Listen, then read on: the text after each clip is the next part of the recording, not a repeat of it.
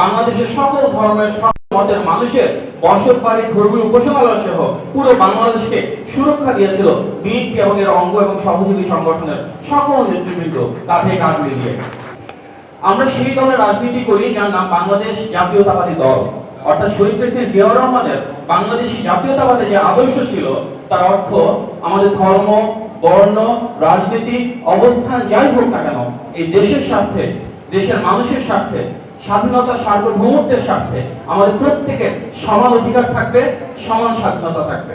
মহান মুক্তিযুদ্ধের যে আদর্শ ছিল সাম্য, মানবিক মর্যাদা এবং সামাজিক সুবিচার, সেটার ক্ষেত্রে আমরা প্রত্যেকে একসাথে প্রত্যেকটা মানুষের ব্যক্তিগত স্বাধীনতা, রাজনৈতিক স্বাধীনতা এবং ধর্মীয় স্বাধীনতা সমানভাবে সুনিশ্চিত করব। এটাই বাংলাদেশী জাতীয়তাবাদ। সেই আদর্শকে ধারণ করেই কিন্তু শহীদ জিয়ার সময়ে, দেশীয় নেত্রী বেগম খালেদা জিয়ার সময়ে আমরা সেই বাংলাদেশ পেয়েছিলাম যেখানে সকল ধর্মের, সকল বর্ণের, সকল মতের, সকল রাজনীতির মানুষ কাঁধে কাঁধ মিলিয়ে বাংলাদেশকে সামনের দিকে এগিয়ে নিয়ে গিয়েছিল। সেই ধারাবাহিকতায় কিন্তু আমরা দেখলাম 5ই আগস্ট গত বছর যখন ফ্যাসিবাদের পতন ঘটলো, 5 থেকে 8 তারিখ বাংলাদেশে কোনো পুলিশ প্রশাসন, আইন শৃঙ্খলা বাহিনী যখন ছিল না, তখন আমাদের নেতা জনাব তারেক রহমানের নির্দেশনায় বাংলাদেশের সকল ধর্মের, সকল মতের মানুষের বসত বাড়ি, ধর্মীয় উপাসনালয় সহ পুরো বাংলাদেশকে সুরক্ষা দিয়েছিল বিএনপি এবং এর অঙ্গ এবং সহযোগী সংগঠনের সকল নেতৃবৃন্দ কাঁধে কাঁধ মিলিয়ে।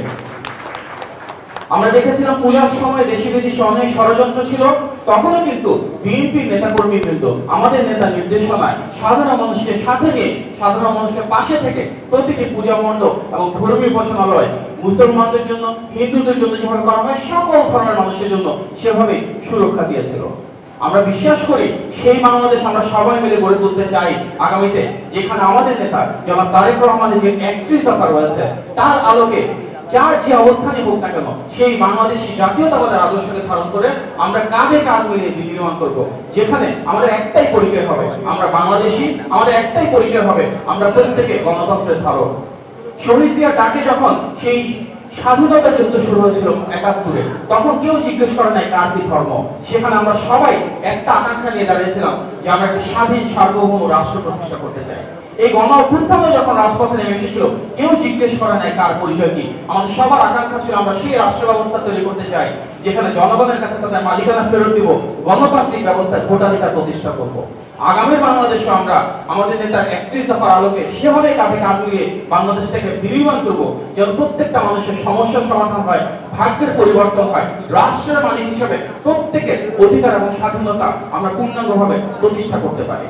আজকের এই চমৎকার অনুষ্ঠান আয়োজনের জন্য আমি বাংলাদেশ পূজা উদযাপন ফ্রন্টকে এবং সারা দেশ থেকে যারা এসেছেন আপনাদের সবাইকে আন্তরিকভাবে ধন্যবাদ জানাই এবং আমরা বিশ্বাস করি আমরা সবাই মিলে এক হয়ে আমাদের সেই সাম্য, মানবিক মর্যাদা এবং সামাজিক সুবিধা প্রতিষ্ঠা করব। আমাদের যে জাতীয় নেতৃবৃন্দ আসতে রয়েছেন ওনারা আমাদেরকে নেতৃত্ব দেবেন, ওনাদের দেখানো পথে আমরা ভাই ভাই হয়ে, ভাই বোন হয়ে এই বাংলাদেশকে সামনের দিকে দিয়ে যাব। ধন্যবাদ। আসসালামু আলাইকুম।